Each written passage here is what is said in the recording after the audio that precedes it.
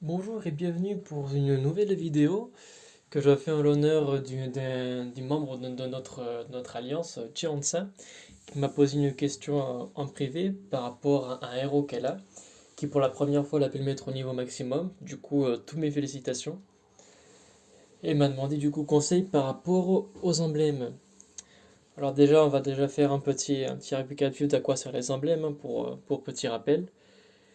Hop, hop, et hop là, liste des classes. Alors les emblèmes sont divisés du coup par classe, il y a des emblèmes pour toutes les classes. Les classes, on rappelle, il y a barbare, il y a ranger, paladin, moine, magicien, sorcier, ecclésiastique, voyou, combattant et druide. Chaque classe du coup a une compétence du coup qui devient une compétence passive du coup, qui peut être soit plus offensif ou plus défensif. Le druide qui par exemple peut invoquer un sbire épineux. En gros, il invoque un sbire, ensuite s'il se fait toucher pour la lutter qu'il a. Maximum 15%. Qui, si je dis pas de bêtises, a genre 10% de PV, 10% d'attaque créative du lanceur. C'est plus ou moins ça sur les stats que j'avais calculé. D'autres peuvent ressusciter comme le combattant. D'autres peuvent esquiver les coups spéciaux comme le voyou. L'ecclésiastique, lui, peut résister à des effets malus qui empêchent la régénération de mana ou alors le réduisent. Le sorcier peut faire un debuff de régénération de mana de 50% pendant 2 tours. Le magicien, plus votre ennemi en face a d'effets positifs, plus il a probabilité de chance de lui faire plus de dégâts. Du coup, ça peut être aussi très intéressant, c'est très clairement offensif. Le moine qui peut résister à n'importe quel effet négatif. Le paladin qui peut augmenter sa défense de 25% s'il se fait toucher. Le ranger qui peut percer les bonus défensifs et cela inclut également les contre-attaques. Et le barbare qui peut faire de l'effet de saignement, qui est donc un buff qui inflige 60% de dégâts infligés et dure 5 tours, et se cumule sur d'autres debuffs. Alors, sur qui utiliser les emblèmes?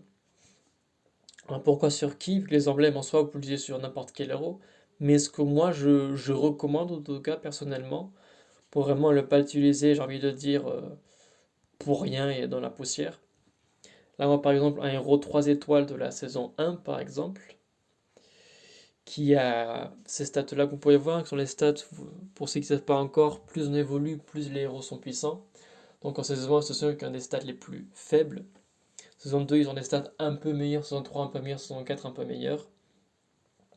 Donc là, vous voyez qu'il a Hazard, par exemple, qui a 493 d'attaque, 413 de PV et 650 de PV et 413 de défense. Purée, je mélange souvent les deux.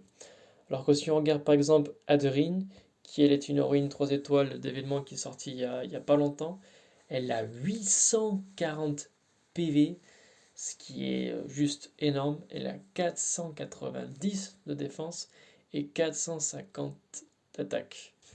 Donc si jamais, hop, si on veut vraiment bien comparer, hop, hop, là on remet hasard, hop, donc voilà. Donc, à part le fait qu'elle a une attaque qui est moindre, elle a beaucoup plus de défense, mais surtout, s'il vous plaît, elle a 200 PV de plus. Donc, là, vous voyez très clairement que les héros de la saison 1, ils en valent pas le coup, en tout cas parlant de stats. Maintenant, si vous avez un héros de saison 1 qui a en revanche un costume, donc on va garder le même exemple, hop, et là, on va reprendre hasard en costume. Là, vous voyez qu'en costume, elle est un peu mieux. C'est pas encore ça, mais elle est un peu mieux. Elle a 517 d'attaque, 433 de défense et 716 de PV. Donc c'est déjà mieux. C'est quand même vachement mieux. Donc, quitte à utiliser des emblèmes sur des héros de la saison 1, je le recommanderais seulement si vous avez leur costume. Parce que sinon, niveau stats, ils sont tellement bas par rapport aux autres à ce jour que vous allez vous prendre à la ramasse. Et je trouve que c'est pas un bon investissement parce que les emblèmes, c'est très difficile à obtenir pour les free-to-play, donc c'est vraiment quelque chose à convoiter. Après, bien sûr, il y a des héros de saison 1 qui sont très cool et que ils ont une CS qui est, je vais pas dire hors du commun, mais qui est vraiment très sympathique. Donc là, oui, si vous le voulez, vous pouvez quand même. Mais en tout cas, mon conseil et mon point de vue, ce serait de ne pas utiliser d'emblème pour des héros de la saison 1 qui n'ont pas de costume. Ça, c'est mon conseil. Donc du coup, sur qui utiliser? Alors moi je dirais à partir des héros qui sont de la saison 3, parce que c'est à partir de là qu'ils ont de sacrés bons costumes. Alors après, si vous avez des héros de la saison 2 qui sont vraiment très forts, qui ont une très bonne CS, ou alors qui vous plaisent tout simplement, pourquoi pas? Moi-même j'ai emblémé quelques héros de la saison 2, pas tous, mais quelques-uns que j'aimais bien. Je pense à Proté notamment, que j'aime beaucoup de la saison 2. Et la saison 3, vu que là ils ont des CS qui sont déjà plus poussés, et aussi des stats qui sont plus poussés, là, à mon sens, vous pouvez y aller, pas les yeux fermés, mais presque. Et la saison 4, ben, allez-y, là, vous allez super bien les rentabiliser. Mais en tout cas, ça, c'est ma façon de voir les choses, et c'est ce que je vous conseille. Si vous avez d'autres points de vue ou que vous pensez à autre chose, n'hésitez pas à me le dire en commentaire, je serais ravi de parler avec vous. Maintenant, on va attaquer le plus gros du grain, qui est du coup Jot, qui est le héros, comme notre cher et tendre Tianza a mis au niveau max, donc félicitations à toi. Donc c'est un héros de la saison 3. Donc en tout cas, moi je te le recommanderais de l'emblémer, sachant qu'il a des stats qui sont pas très équilibrés, mais au moins il axe très clairement sur l'attaque. Donc c'est un héros qui est clairement offensif avec 720 d'attaque, un 4 étoiles de saison 3 qui a ça d'attaque, c'est très fort pour la saison 3, 600 de PV et 1126 PV. Et purée, j'ai vraiment un problème. Et 607 de défense. Non un chien. Donc pour rappel, il inflige 200% de dégâts à tous les ennemis. Et les boucliers de type glace sont augmentés de 64% d'attaque. Donc ça fait très mal. Sur du titan, c'est la grande réputation qu'il a Jot. Hein. Jot c'est un héros titan basiquement. Il est extrêmement puissant. Je ne sais pas d'ailleurs si le bouclier meilleur de 64% d'attaque peut se cumuler aussi avec Alexandrine, qui elle fait qu'ils ont un pourcentage de coups critiques beaucoup plus élevé. Je sais pas si les deux se cumulent, mais j'ai un doute. Si c'est le cas, c'est totalement pété et cheaté. Le titan, il va prendre grave la misère. Et si c'est pas le cas, il va quand même prendre cher. Mais en tout cas, c'est un héros qui est clairement offensif. Comment utiliser les emblèmes? Alors là, tu vois du coup la grille des talents. Tu m'as dit que tu en avais 340. Donc 340, ça équivaut plus ou moins à jusqu'ici. C'est-à-dire que tu pourras amener sa classe au maximum, donc sa classe barbare. Pardon, jusqu'ici, tu pourras l'amener au maximum. Donc, qu'est-ce que tu vas faire? Ça dépend en fait pour moi d'une chose principale pour moi, qui est de la CS de ton héros. Pourquoi? Bah, du coup, là, la CS, tu vois qu'il est clairement offensif, puisqu'il a fait des dégâts sur tout le monde. 200% basé sur 720, c'est pas mal, mine de rien. C'est pas mortel, mais les amis vont le sentir passer. Et qu'en plus, il améliore le bouclier de 64%. C'est-à-dire qu'il a déjà une base de 720 d'attaque. C'est comme si en gros il aurait plus 64% d'attaque avec les boucliers. Donc ça va faire très mal. Donc vu qu'il est accès offensif, tu peux soit pour optimiser sa compétence spéciale ou CS, du coup tu vas te concentrer sur le boost d'attaque pour que tu puisses du coup voir les stats initiales avant. Là tu as 720 et là du coup tu as augmenté une fois, il passe à 135. Tu as cet axe de là. Ou alors aussi, autre chose que je vais prendre en considération, c'est que c'est un héros qui est lent, qui a une défense qui est assez juste. Du coup, tu peux aussi sinon te dire que tu veux vraiment être sûr qu'il est pour lancer sa compétence spéciale, tu veux lui donner de la survivabilité. Du coup, là, ce que tu vas faire, tu vas lui booster principalement sa défense et ses PV. Donc ça dépend en fait de qu'est-ce que toi tu veux valoriser de Jot. Qu'est-ce que tu veux de Jot? Tu veux que lorsqu'il frappe, il frappe bien fort, ou est-ce que tu veux prendre tes arrières et être sûr qu'il arrivera à frapper en lui donnant la survivabilité? Ça, c'est à toi de choisir. Moi, qu'est-ce que je ferais? Moi, je ferais un peu des deux. Je ferais un peu une augmentation polyvalente. Je vais vous montrer autant l'un que l'autre pour qu'il puisse en même temps frapper plus fort tout en une certaine surabilité. Donc moi, je jouerai un peu sur les deux. Et sachant qu'en plus, vu qu'il est de la famille de Jotunheim, là, je ne peux pas le... Quand je clique, ça marche pas. Mais en gros, quand il décède, il inflige, il reçoit un sbire. S'il est tout seul, je crois que c'est genre 6% de ses PV et 10% de son attaque, s'il est tout seul, qui donne un sbire sur tout le monde. Donc en plus, en augmentant sa défense, je vais y arriver, en augmentant ses PV, son attaque, du coup les PV qu'il aura en mourant vont être aussi un peu plus sympathiques. Ça va pas être, la différence va pas être incroyable, mais il y aura quand même, ça va se noter un tout petit peu, de genre 10-15 PV de plus. Voilà, c'est mignon.